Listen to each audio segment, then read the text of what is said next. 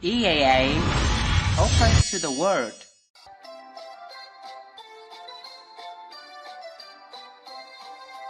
Good morning. My name's Andy. What's your name? Good morning. And my name is Trần Lê Berlin. Well, you can call me Dan for short. Where are you from? I am from Đồng Nai, Biên Hòa City, Vietnam. Can I see your identification? Yeah, here you are. Okay, thank you. Let's begin. Now let's talk about friends. Do you have a lot of friends? Not a lot, actually, but I do have a few friends on the internet. It is not easy just to come across a person that has something in common with you, you know? Especially it is on the internet. How often do you see your friends? Well, very often actually, since most of us use computers a lot these days. So we pretty much meet each other every single day. You know, what can be better than that? Is there anything special about your friends? That is an interesting question. I guess there's not a lot of things.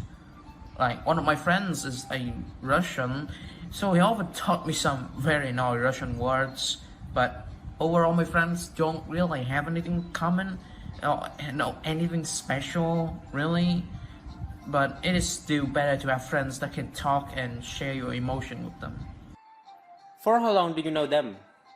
Well, that is really hard to answer as I made friends almost every single year, but probably the oldest one I made is around 3 or 4 years ago. Let's talk about food. What's your favorite food? Well, as I am a picky eater, I don't have a lot of favorite food, but if I have to choose one, I would say that is spring rolls. You know, they're just delicious and great. Are there any food that you dislike? Well, yes, of course. There's this one particular kind of food that I don't like. It's the one those all stinks, yeah. I can't eat anything that are too smelly. For example, like durians, shrimp paste, stinky tofu. I just can't stand it. I just can't stand the smell of them. It's horrible. What are some traditional food in your country? Well, obviously a lot of there are quite a lot of traditional food in my country, like phở, bánh chưng bánh dày, bún bò Huế. Like, there's so much more that I can't remember all of them all. But of course, everyone knows the legendary phở. Do you have a healthy diet? It is quite of a shame and embarrassed because I don't. Well, since I eat a lot of fast foods and others, but on the other hand, I try to take more exercises to compensate my unhealthy diet. Well, also I'm also trying to, eat more vegetables. Let's move to talk about internet. How important is the internet to you? Well, it is extremely important because I pretty much rely on it. I study on it, I chat on it, I listening to music on it, I read news on it. I don't know what would happen if I can't get my hand on it for like just one day. Do you use it more for study or in your free time? I would say both really, as about 50% of my studies involve searching information on the internet. So I would use it for around 4 hours a day.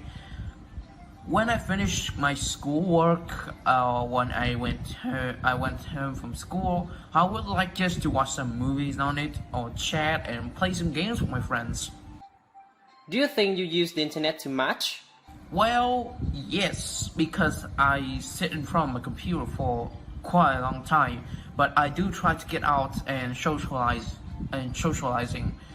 And of course, plus sitting in front of the computer all day hurt my eyes and brain, and it makes me more aggressive and angry for like no reason. How will the internet develop in the future? I think it will be more on mobile phones than computers.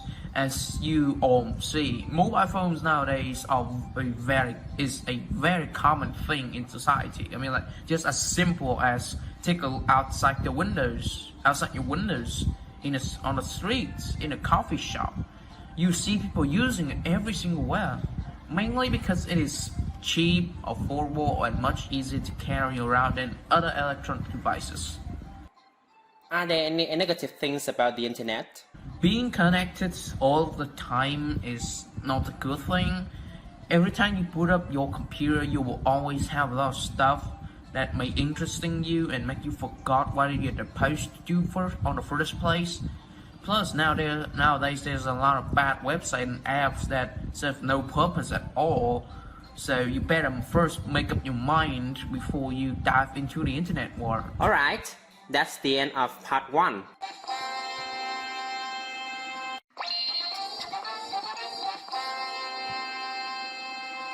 Thanks for watching the video.